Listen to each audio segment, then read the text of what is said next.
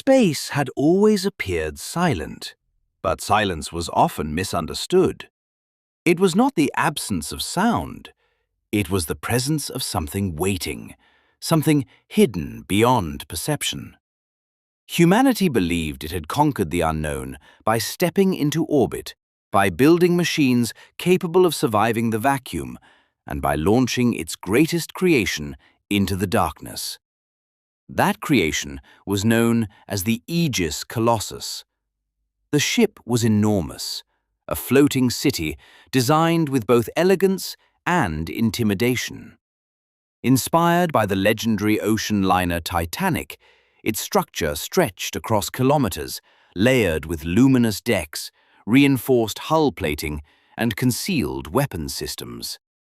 It drifted above Earth like a guardian, a declaration that humanity was no longer defenseless. Inside the Colossus, life moved with discipline and precision. Engineers monitored systems that kept thousands alive. Soldiers trained in simulated environments, preparing for threats that might never come. Scientists scanned deep space, searching for anomalies, signals, or signs that humanity was not alone. Commander Elias Ward stood at the central observation deck, his gaze fixed on the endless void. "Status report," he said quietly. Lieutenant Kara Singh glanced at her console. "All systems stable, sir. No unusual readings." Ward didn't look away. "Run a deep scan again." Singh hesitated. "We've already run 3 full sweeps." "Run it again." There was something in Ward's tone that made her comply without question. Moments later, the system responded. "Scan complete. No objects detected." Ward exhaled slowly. "There's always something." Before Singh could respond, the lights flickered. A subtle disturbance passed through the ship, almost like a pulse. "Did you feel that?" Cross asked. "Yes," Singh replied. "System fluctuation. Minor." Then alarms triggered. "Unknown signal detected." The room fell silent instantly. "Source?" Ward demanded. "Unclear. It's not coming from a fixed direction." Static filled the central screen. At first, it looked like random interference, but patterns began to form. Lines connected, shapes emerged. Then the signal spoke. "We are observing you." The voice did not come through speakers. It echoed directly inside their minds. Ward stepped forward, steady but alert. "Identify yourself." A pause. "We are not your enemy. Not yet."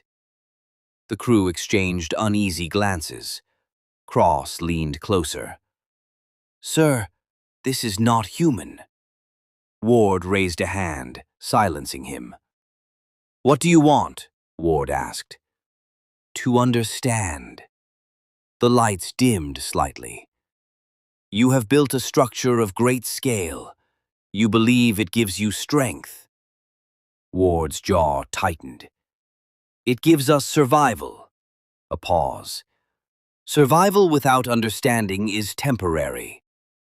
The transmission ended. No trace, no origin, just silence. Ward turned sharply. "Track it." Singh shook her head. "We can't. It's everywhere." That realization settled heavily across the room. They were not being contacted, they were being watched.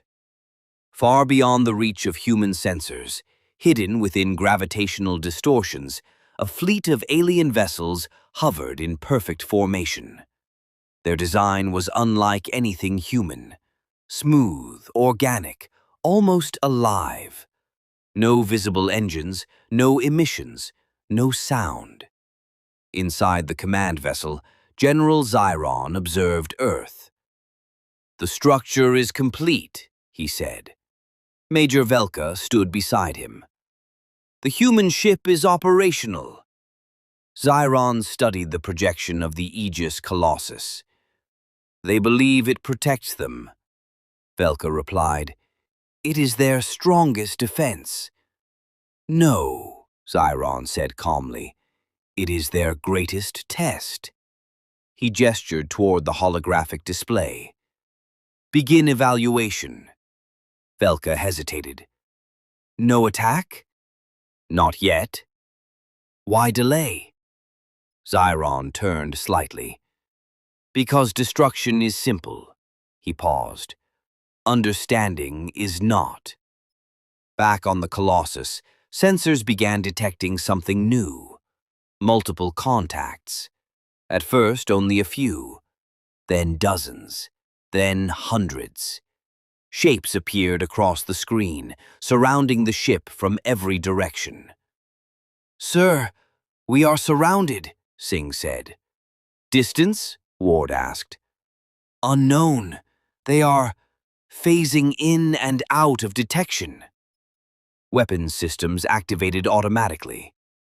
All systems ready, Cross said.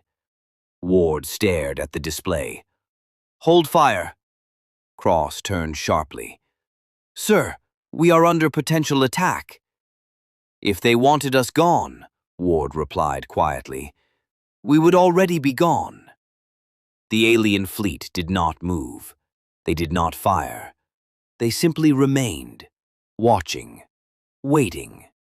Inside the alien command vessel, General Xyron observed the human response carefully. They have chosen restraint, Velka said.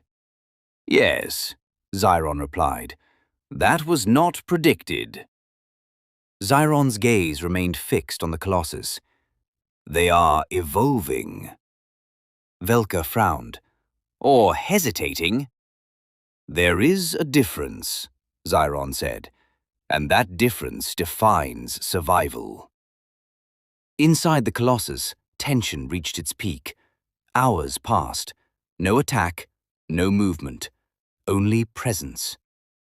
They're waiting, Cross said. For what? Singh asked. Ward answered quietly. For us to act. Another transmission appeared. We see your restraint. Ward stepped forward. We don't want war. War is not the question. Then what is? Reaction. The voice remained calm, almost analytical. You build weapons, you prepare for conflict, but we observe what you become when faced with uncertainty. Ward clenched his fists. We will defend ourselves. Of course, the voice replied. That is expected. The transmission paused. But expectation is not the goal. Inside the alien vessel, Velka turned to Xyron. They remain unpredictable. Xyron nodded slightly. Good. Good, she repeated. Yes. Why? Because predictable species do not survive beyond their first encounter. Back on the Colossus, something changed. The alien fleet shifted formation, not aggressively, but deliberately. They're repositioning, Singh said. Ward narrowed his eyes. They've made a decision. A final transmission arrived. You have passed the first observation. Ward frowned. Observation? This was not an invasion. Silence filled the bridge. This was evaluation. The alien fleet began to withdraw, slowly, silently, disappearing into the darkness. Inside the Colossus, no one spoke. Finally, Cross said, So it's over. Ward shook his head. No.